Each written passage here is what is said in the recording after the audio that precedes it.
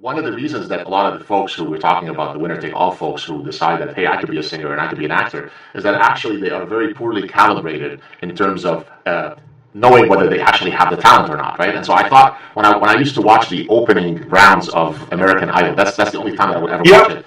The only reason I would watch it, the later rounds, I was completely uninterested. I found it grotesque and just really obnoxious. But what I love, as a psychologist in the early stages, is the true, genuine surprise that people had when they would get up and their voices could kill all rhinos around the world. It's so bad, and yet they were genuinely surprised when the judges said, "Gee, you really, really suck," right? And they were genuinely, honestly surprised. And so I thought at one point, well, what could explain this miscalibration? And so this is what I brought out of my evolutionary toolbox, the ideas of Robert Trivers, one of the most famous evolutionary biologists, where he talks about the evolution of self-deception. And so let me mention it to our viewers who may not be familiar with it. So Robert Trivers argued that, look, why is it that people have this uncanny ability to self-deceive? And he argued that it's an adaptive mechanism whereby when you and I are engaging in an interaction, ultimately, one of my intents might be to manipulate you in a Machiavellian sense. But this might send off little micro cues that I am trying to do that, which you're trying to pick up in me. Now, the way that I can ensure that you don't pick it up in me is if it shuts off in me. And the only way for me to do that is to believe the lie that I'm about to tell you. So it's really an evolutionary arms race in dyadic interactions, which ultimately leads to the evolution of self-deception. What do you think of that? Oh, well, I actually wrote a whole unpublished book on self-deception because I've been so interested in it, and I hope at some point to do something about it. But so let me make a couple of comments about that. Let's look at extroversion, for example. So if you're extroverted and emotionally stable, you're assertive and enthusiastic and gregarious, and people will tend towards considering you a leader because you'll take charge of a social situation. And then if you're low in neuroticism, you have very little fear.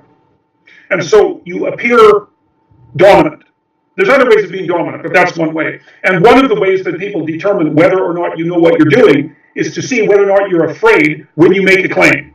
And if you're not afraid, then they assume that you're willing to act out the claim, and that's pretty good evidence that it's a decent claim. Now, it is by no means invariably true evidence, but it's like dominance it's like a dominance dispute in a primate pack, or in a lobster dispute, for that matter.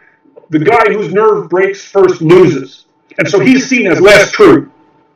Okay, so with the narcissism that you're seeing in those remarkable displays of talentless blindness, let's say, that seems to be a combination of extremely high extroversion and extremely low agreeableness, so very low empathy. And then I would also say, to really get a narcissist going, you also have to shelter them from any negative criticism for a good part of their life.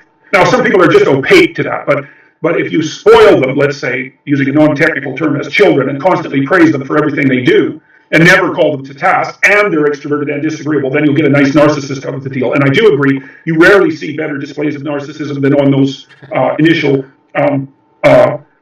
auditions. I have the opposite reaction to you, though. I find those so painful I can hardly watch them, whereas I actually kind of like the triumphant ones later, So anyways, but this is more complicated, I think, than Trivers realized, and here's why. And I think this has to do with the winner-take-all phenomena. So let's say that you're extroverted and enthusiastic and low in negative emotion, and you have an idea. And the fact that you have those characteristics aggregates a group around you. And let's add to that the possibility that you're also intelligent, so you're attracting intelligent people. And then what you get is you start to get a loop of communicative feedback between a group of people who are actually capable of undertaking a fairly complex task. Now, the task itself is going to shift across time, because what the hell do you know to begin with?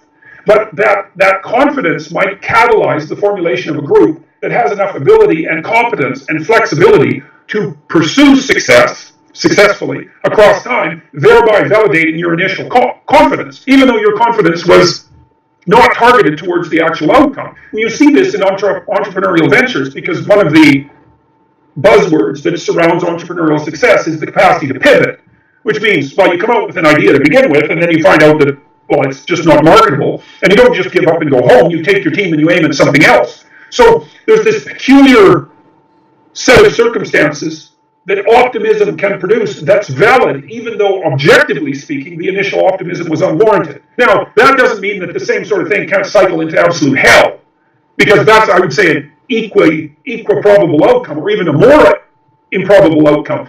But you wouldn't have to be spectacularly successful that often from an evolutionary perspective, especially if you were male and could leave a tremendous number of descendants. There you go, using transphobic systemic words like male. I'm offended.